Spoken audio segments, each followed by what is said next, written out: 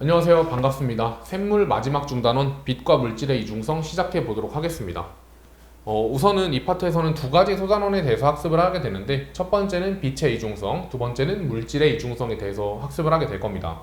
그럼 빛의 이중성은 무엇이냐면, 우리가 지금까지 배웠던 걸 한번 생각을 해볼게요. 우리 뭘 배웠냐면 빛의 간섭, 그리고 뭐 회절, 뭐 굴절 이런 것들을 배웠었잖아요. 근데 이 간섭이나 회절 같은 거는 전부 다 파동의 성질이거든요. 그래서 기존의 그 당시 과학자들도 이렇게 얘기를 했던 겁니다. 여러 가지 실험을 통해서 빛은 파동의 성질을 띠고 있구나, 이렇게 얘기를 했었어요. 근데 오늘 배울 실험 중에서 광전 효과라는 게 있는데, 이 광전 효과는 도저히 빛의 파동성으로 설명이 안 됐다는 거예요. 이 빛의 파동성으로 예측한 결과랑 실제 광전 효과에서 일어나는 결과가 달랐다는 거죠. 난관에 봉착을 했는데, 그래서 이를 해결한 사람이 바로 우리가 상대성 이론 때 배웠던 아인슈타인입니다. 그래서 아인슈타인이 그러면 빛을 파동으로 보는 게 아니라 한번 입자로 보면 어떻겠느냐, 그래서 빛이 입자의 성질을 들고 있었다면 으로 해석을 해보니까 실제 그 광전 효과의 실험 결과랑 일치했던 거죠. 따라서 결론적으로 기존의 통념은 빛은 파동성을 지니고 있다였지만, 아인슈타인에 의해서 빛은 입자성도 갖고 있다. 그래서 아인슈타인은 이걸 통해서 노벨상을 받게 됩니다. 상대성 이론이 아니라 광전 효과를 통해서 아인슈타인이 노벨상을 받게 되고, 이 이후로 빛은 파동성과 입자성을 모두 들고 있다 해서 빛의 이중성이라고 이걸 부릅니다. 그래서 오늘 이거에 대해서 학습을 하게 될 거고, 그 다음에 다음 시간에는 뭘 배울 거냐면 물질의 이중성에 대해서 배우게 될 텐데, 이거는 빛의 이중성과 뭐 반대 과정이라고 생각을 하시면 돼요. 자연에서 일어나는 현상들이 상당히 대칭적이거든요. 그렇기 때문에 이렇게 얘기를 한 거죠. 그러면 빛이 파동성인 줄 알았는데 입자성을 갖고 있었다는 거는, 반대로 우리가 물질은 입자잖아요. 입자. 물질은 입자성을 갖고 있지만 얘 또한 반대로 뭘 갖고 있는 거야? 파동성을 갖고 있지 않을까? 라고 얘기를 했던 거죠. 그래서 실제로 몇 가지 실험을 통해서 물질 또한 파동성을 갖는다는 게 증명이 되는 겁니다. 그래서 이것도 우리가 물질의 이중성이라고 불렀겠죠. 아무튼 이번 단원에는 크게 빛과 물질의 이중성이라는 것을 배우게 될 테고, 수능에서는 약 한 문항에서 두 문항 정도가 출제가 되고 있습니다. 난이도는 하, 쉽게 출제되고 있어요. 그래서 실제로 이거를 좀 디테일하게 파본다면 굉장히 어렵겠죠. 양자역학과도 관련이 있고. 근데 어차피 우리는 겉핥기식으로 표면적인 내용만 학습을 하기 때문에 문제 난이도는 쉽게 출제가 되는 편입니다. 자, 이제 본격적으로 다뤄보도록 하겠습니다. 자, 방금 전에도 얘기했듯이 빛은 기본적으로 이런 간섭과 회절이라는 현상이 나타나고, 그리고 반사랑 굴절이 동시에 발생하기 때문에 파동성을 갖고 있다라고 이야기를 했었어요. 참고로 반사랑 굴절을 각각 보면 입자도 반사도 일어날 수 있고 굴절도 일어날 수 있는데, 이게 동시에 일어나지 못하죠. 입자 같은 경우는. 그래서 동시에 발생한다는 건 파동의 성질이 되는 겁니다. 이런 아무튼 파동성을 지니고 있었는데, 방금 전에 말씀드린 이 광전 효과를 통해서 입자성을 지니고 있었다는 것도 증명이 됐다는 거죠. 자, 그럼 광전 효과란 무엇이냐? 광전 효과는 지금 이 금속 표면에 빛을 비추게 됐을 때, 그때 이 금속 표면에 있던 전자가 방출되는 현상을 우리가 광전 효과라고 하는데요. 여기서 기억을 좀 해두셔야 되는 게, 이 금속은 금속마다 고유의 계단을 들고 있습니다. 계단. 이 계단은 뭐냐면 에너지의 계단인데, 우리가 이 간격에 해당하는 거를 W라고 적고 이람수라고 이야기합니다. 그럼 무슨 말이냐? 내가 이 광전자를 방출시키기 위해서는 이 특정 계단에 해당하는 에너지보다 더 높은 에너지를 줘야지 전자가 방출한다는 거예요. 내가 이 계단에 올라갈 때 발을 계단보다 더 높게 들어야지 다음 계단을 올라갈 수 있는 것처럼, 실제로 내가 이 빛의 에너지가 예를 들어서, 그러니까 이 이람수가 30이라고 해볼게요. 에너지가. 그러면 나는 빛을 비출 때 30보다 큰 에너지를 쏴줘야지만 광전자가 방출한다는 거죠. 그래서 이 빛의 에너지를 예를 들어서 100이라고 놔볼게요. 에너지가. 그러면 이때 튀어나오는 전자, 이 광전 효과에 의해서 튀어나오는 전자를 우리가 광전자라고 부르는데, 이 광전자의 에너지는 최대 70만큼을 들고 있을 수가 있다는 겁니다. 왜? 30만큼은 이 계단을 넘어가는 데 사용했기 때문에 나머지 요만큼 간격에 해당하는 70만큼의 에너지를 광전자가 들고 있을 수가 있다는 거죠. 이게 아무튼 광전 효과에 대한 기본적인 내용입니다. 그리고 참고로 이 이람수는 금속마다 달라져요. 고유의 이람수 값이 금속마다 정해져 있습니다. 자, 근데 이거를 만약에 빛의 파동성으로 설명하면 어떤 식으로 해석을 할 수 있느냐, 이렇게 해석을 할 수가 있거든요. 제가 천천히 읽어드리겠습니다. 교재에는 몇 페이지에 나와 있냐면 196페이지 상단 부분에 나와 있습니다. 자, 만약에 빛이 파동이었다면 세기가 충분히 강하다. 빛의 세기가 충분히 강하면 진동수가 작더라도 즉시 광전자가 방출이 됩니다. 무슨 소리인지 아시겠어요? 빛이 세기가 세면은 어차피 많이 그 파동이 중첩될 거 아니에요? 그러면 광전자가 그만큼 나올 수가 있다는 거죠. 그럼 반대로 세기가 작으면 어때요? 세기가 작으면은 계속 쌓아줘야 돼요. 에너지를 쌓아주고 누적해서 이 일함수만큼을 넘어섰을 때 광전자가 방출되겠죠. 그래서 만약에 세기가 약하다면은 시간이 오래 걸린다는 겁니다. 약할수록 오래 걸리겠죠. 이런 식으로 해석이 가능하고, 그리고 마지막으로 세기가 강하다면 어때요? 세기가 강하면 최대 운동 에너지도 올라간다. 이런 식으로 파동성으로 설명을 했을 때는 이렇게 설명이 된다는 건데, 실제 실험 결과는 이렇지가 않았다는 거죠. 그래서 실제로 실험을 해보니까 세기가 충분히 세더라도 즉시 방출이 안 되는 경우가 있었다는 거예요. 그리고 얘는 어때요? 세기가 작으면은 시간이 오래 걸린다고 했죠. 근데 이런 시간 지연에 대한 효과가 아예 발생하지가 않았어요. 실제 광전 효과에서는. 그리고 마지막으로 두 번째는 세기가 커지면 운동 에너지도 커진다고 했는데, 세기가 커지더라도 운동 에너지 값은 달라지지 않았던 거죠. 그럼 내가 이 파동성으로 예측했던 결과랑 실제 실험 결과가 달랐기 때문에 이때 난관에 봉착한 거고, 이걸 아인슈타인이 해결을 했다는 거죠. 그래서 아인슈타인은 어떻게 이걸 해결하냐면 이 광양자설이라는 거를 도입을 합니다. 교재에도 지금 195페이지에 나와 있어요. 광양자설.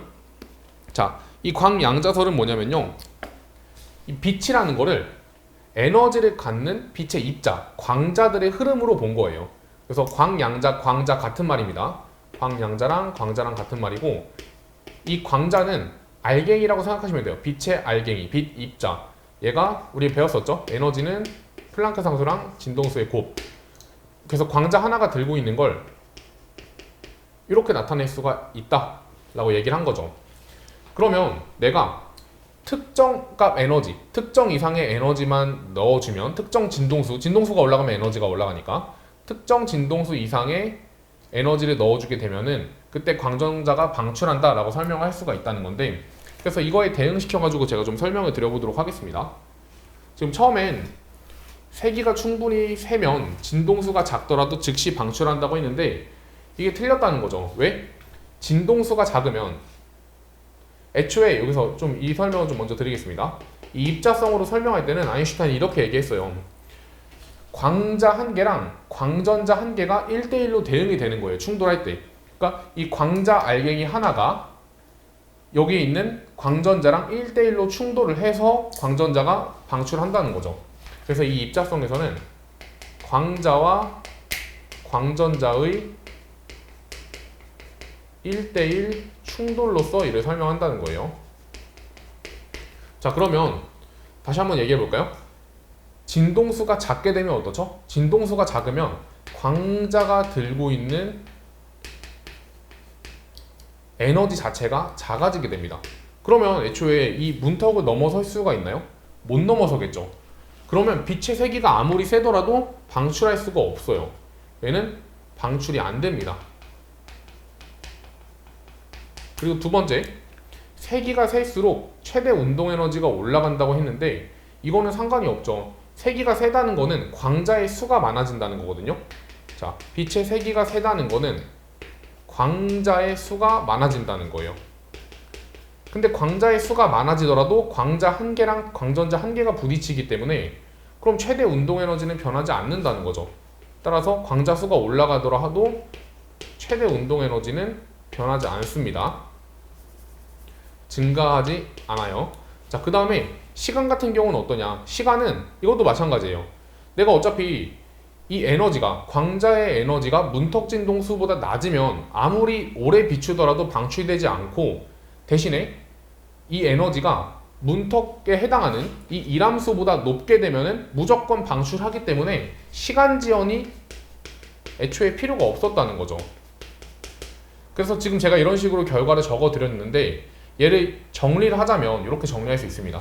일단 기본적으로 첫 번째, 광자의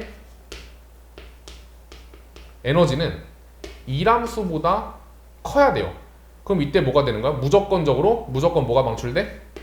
광전자가 방출됩니다. 방출. 그러면 만약에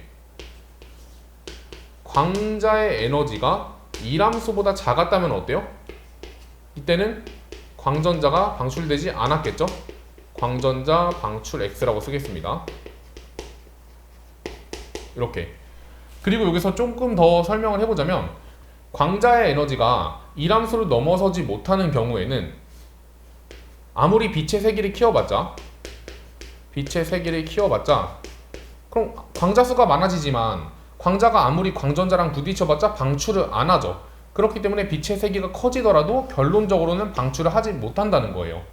근데 대신에 이렇게 이미 광자가 이람수를 넘어서는 경우에는 이때는 빛의 세기를 증가시키게 되면 어떤 일이 벌어지느냐? 그럼 이때는 광자랑 충돌하는 광전자 수가 많아지기 때문에 뭐가 많아지는 거예요? 튀어나오는 광전자의 개수도 많아진다는 거죠. 이런 식으로 결론을 좀 요약할 수가 있습니다. 그리고 지금 이걸 식으로 한번 써보자면 이렇게 쓸 수 있어요. 자, 내가 튀어나오는 광전자, 전자의 에너지는 처음에 쏴준 광자의 에너지에서 얼만큼을 빼준 거예요? 이람수만큼을 빼준 거라고 이야기할 수가 있다는 거죠. 그리고 얘가 들고 있는 에너지 있죠. 빛이 들고 있는 에너지. 그게 딱 이람수만큼을 최소한으로 넘어설 때 그때 진동수를 우리가 문턱 진동수라고 하고 보통 F0로 표시를 합니다. 그러니까 내가 어차피 광자의 에너지는 이렇게 쓸 수 있다고 말씀을 드렸잖아요. 그쵸? 그리고 얘가 누구보다 커야 된다고? 얘가 이람수보다 커야 된다고요. 그럼 이람수랑 같아지는 순간이 있겠죠. 이람수랑 같아지는 순간에 그때 진동수를 F0라고 두는 거고, 그럼 내가 이 F0는 플랑크 상수분의 W라고 쓸 수 있겠죠. 그래서 이거를 우리가 문턱 진동수라 부른다. 바로 이 광자의 최소한의 진동수가 된다. 광전 효과를 광전자를 방출시키기 위한 최소한의 진동수는 이렇게 표현할 수가 있다라는 거죠. 그래서 이 정도까지 기억을 해주시면 좋을 것 같고요. 그 다음에 가끔 문제를 풀다 보면 그래프가 출제가 되거든요. 그래서 그 그래프도 잠깐 설명을 드리자면, 교재에도 나와 있으니까 교재로 한번 보여드릴게요. 그 문제 페이지 보시면 389번, 390번, 392번 보이세요? 한번 넘겨서 한번 봐보세요. 보통 여기가 EK로 되어 있고 여기가 진동수로 되어 있는데, 그래프를 보시면은 이런 식으로 보통 표시가 됩니다. 이렇게. 자, 이게 뭘 의미하는 거냐면, 지금 얘가 전자의 에너지고, 그리고 이거는 진동수죠. 광자의 진동수. 자, 아까 전에 식을 내가 뭐라고 썼어? 전자의 최대 운동 에너지는 광자 에너지 마이너스 이람수꼴로 쓸 수 있었잖아요. 그러니까 마치 1차함수처럼 생각을 하시면 됩니다. ax 플러스 b가 1차함수꼴이잖아요. y는. 얘가 바로 x의 역할을 한다는 거죠. 그러니까 만약에 얘만 들어있다면 이렇게 그려졌겠죠. 이렇게. 기울기는 얼마예요? 기울기는 플랑크 상수만큼이겠지? 얘도 기울기는 플랑크 상수만큼이겠죠? 근데 여기서 얼만큼이 빠져 있는 거야? 이람수만큼 내려가 있는 거예요. 따라서 여기에 해당하는 값이 이람수만큼이 된다고 체크할 수가 있겠죠. 그러면 이람수가 더 큰 금속일수록 y값은 어떻게 되겠어요? 더 내려오겠죠. 그럼 그걸 그림으로 그려본다면 이런 식으로 더 내려오게 될 거란 말이야. 그럼 내가 여기 해당하는 게 뭐겠어요? 얘가 바로 문턱 진동수가 되는 거죠. 여기도 하얀색의 문턱 진동수가 되는 거일 테고요. 그러니까 이 문턱 진동수만큼을 넘어서야지만 전자의 운동 에너지로서 의미를 갖는다는 거죠. 왜냐면 내가 이것보다 커져야지만 그때 운동 에너지를 갖고 있으니까. 그럼 이 주황색 같은 경우가 문턱 진동수가 하얀색보다 더 크기 때문에 이람수가 큰 쪽이 문턱 진동수는 더 커지구나, 이런 식으로 설명을 할 수가 있다는 겁니다. 이 식도 마찬가지죠. 지금 보면은 여기가 W0, 여기가 F0잖아요. 근데 기울기가 뭐라고 했어? 플랑크 상수라고 했죠. 그럼 이 기울기를 나타내 보면은 이렇게 쓸 수가 있고, 얘를 넘겨보시면 얘랑 같은 식이 된다는 것도 체크가 가능합니다. 그래서 가끔씩 이 그래프를 해석하는 부분도 문제로 출제가 되고 있으니까 이것도 잘 염두에 두시면 좋을 것 같고, 이거는 제가 문제풀이에서 좀 자세하게 말씀을 드릴 겁니다. 그러니까 그거를 좀 참고해 주시면 좋을 것 같아요. 자, 그 다음에 다음 페이지 보시면 영상 정보 기록이란 부분이 있는데, 이 파트는 좀 가볍게 하고서 마치도록 하겠습니다. 자, 영상 정보 기록은 뭐냐면, 저희가 우리 그때 광다이오드 했던 거 기억나세요? 이것도 전기력 파트 할 때 제가 그 다이오드 할 때 말씀드렸었거든요. 자, 구조를 보시면은 이런 식으로 구성이 되어 있죠. 여기가 그리고 N형 반도체, P형 반도체, 뭐 전자들이 뭐 이런 식으로 양공 이렇게 되어 있고요. 그럼 이 경우는 뭐냐면, 내가 원자과 띠에서 특정 에너지를 비추면은 전도띠로 전이가 되잖아요. 그렇죠? 그것처럼 이 광양자설과 비슷하다는 겁니다. 내가 이 광다이오드는 발광다이오드의 역과정이에요. 발광다이오드 같은 경우는 전기를 통해서 빛을 만들어주는 거였다면은, 이 광다이오드 같은 경우는 빛을 통해서 전기를 만들어주는 건데, 여기다가 빛을 비추게 되면, 그럼 특정 이상의 에너지에 빛을 비추면 얘가 전자는 이 N형 반도체 쪽으로, 양극은 P형 반도체 쪽으로 이동하면서 얘가 전지의 역할을 한다는 거죠. 그러니까 빛을 쏘니까 전지의 역할, 전기를 만들어줬다는 거예요. 그게 광다이오드의 원리이고, 이걸 이용하는 장치가 CCD라는 전하 결합 소자라는 건데, 얘는 뭐 카메라나 이런 데 이용되는 거거든요. 그래서 이 전하 결합 소자를 보시면은 굉장히 무수히 많은 광다이오드들이 다다다다닥 박혀 있어요. 그러면 거기다가 이제 전압을 걸어 줌으로써 전류를 뭐 흐르게 해주는 뭐 그런 원리를 가지고 있다, 뭐 이런 내용인데, 여기는 뭐 사실 수능이나 뭐 문제에서는 자주 나오는 파트는 아니기 때문에 그냥 제가 이거는 여러분들한테 맡기겠습니다. 교재에 있는 거 한번 읽어보시고 이해가 안 되는 부분은 따로 질문 남겨주시면 제가 그거에 대한 답변을 해드리도록 할게요. 그래서 그냥 기본적으로 그냥 광다이오드라는 게 있고, 이게 전하 결합 소자인 CCD에 이용이 되는구나. 그리고 이 CCD는 뭐 카메라나 이런 데 사용이 된다. 문제도 가볍게 예제 문제 실어놨으니까 한번 풀어보시면 좋을 것 같고요. 아무튼 이 파트는 제가 여기서 마치도록 할 거고요.